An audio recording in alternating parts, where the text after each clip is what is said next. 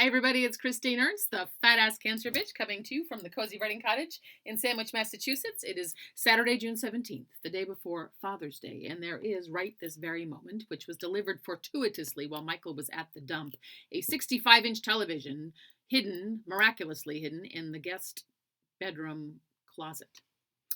Oh, I'm so excited.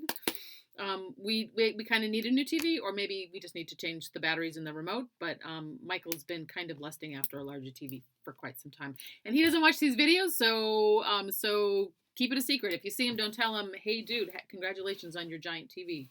Maybe 65 inches is not giant to you, but we live in an 800 square foot house, so that is quite a large object to put on the entire wall in our living room. So that will be fun tomorrow. I'm going to talk about my dad today. And my dad died in 2019. And my dear friend Kim gave me a rose bush after Dad died. And I came out to my writing cottage this morning to teach my class, and it bloomed. Look at that, right in time for Father's Day. Isn't that gorgeous?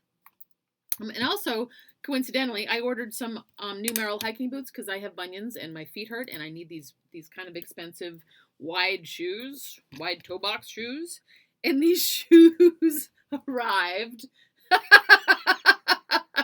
these not like the biggest, most giant shoes you've ever seen? Like they're just huge, and they are. I opened them. I opened the package, and I was like, "Oh my God, these are Dad's shoes." My father used to wear giant, sturdy hiking shoes like this all the time. So it delights me and horrifies me a little that I have these giant shoes. Makes me think of my dad, Charlie. So the piece I'm going to read is called "Fall," and it was written a few years before he died. And I'm just going to read it. Oh, I have a show next Saturday at Cape Cod Theater Company, Howard Junior Theater, 7:30. It's FACB Bite Me, and I do start in a hot dog costume, so come and see it. I'll give you a cookie as well, and a magnet. So I call Dad. Mama is away visiting a relative, and he is alone, which should be a sort of vacation, but I worry. He has a walker now, his forgetfulness, his propensity for sameness. The last time she traveled, he ate oatmeal for lunch and dinner too, since he liked it so much for breakfast. But who am I to suggest otherwise if a man likes oatmeal that much? "How you doing, Dad?" And I hear about his day in his signature detail. Oatmeal for breakfast, of course.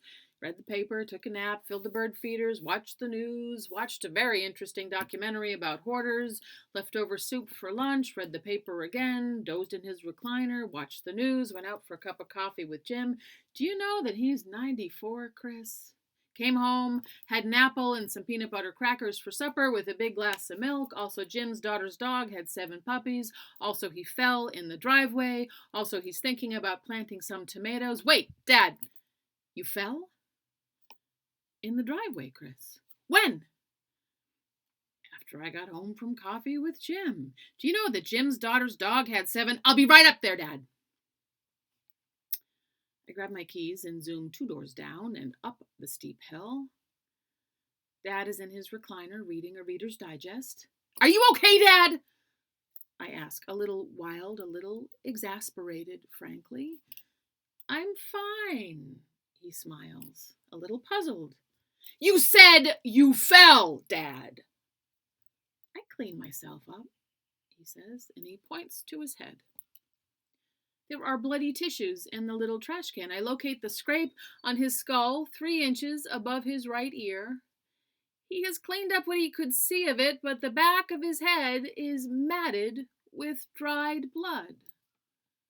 "How long ago did you fall, Dad?" "Oh, 4, 5 hours, I guess." He got out of the car and planted one leg of his walker on the lawn instead of the pavement, and tumbled over and hit his head on the edge of a railroad tie. He lay there for a bit, thought about taking a little nap because it was so nice here on the grass. But he realized he was injured, so got himself up and into the house. "Why didn't you call me, Dad?" "I'm fine," he says again and smiles. "Didn't I do a good job?" I get a washcloth and the bacitracin and gently scrub the dried blood out of his hair. I treat the cut, make sure his pupils are dilating. I check his pulse. I'm a mess, he says and laughs. Yes, you are. Let me comb your hair, Dad. I grab a hairbrush from the bathroom, brush his white hair as carefully as I can around the wound, and then I stop and stare at the brush I am holding. It's the pink brush. The pink plastic black bristled brush that Mama dragged through my snarls when I was 3 years old. A 99-cent bargain from MediMart on Truman Parkway that definitely did not come with a half-century warranty, an artifact, a 50-year-old relic.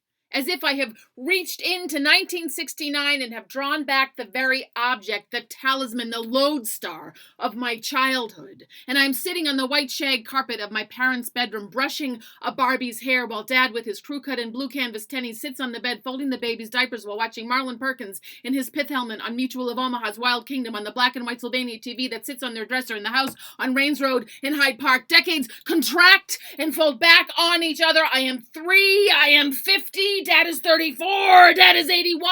At the same time, the brush glows, burns, buzzes in my hand. It holds all of our history together.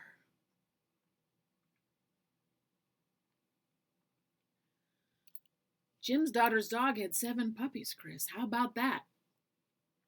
My dad says. I finish brushing his hair,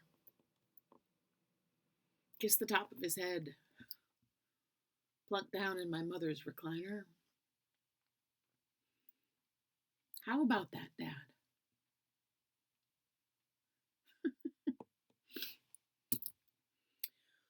Oh, my dad.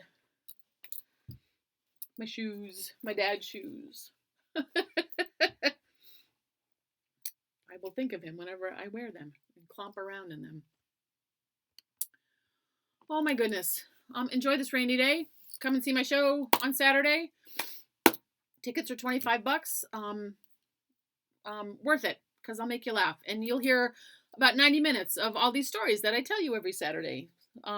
You'll probably hear some of these again, but live and with other people, and you get a cookie and a magnet, and there might be some new stuff. So happy Father's Day to all the dads out there. To your dads, to you if you're a dad, to you if you're a mom who's had to be a dad too. Well done. Come as you are beloved. Also bite me. I'll see you next week, one way or the other.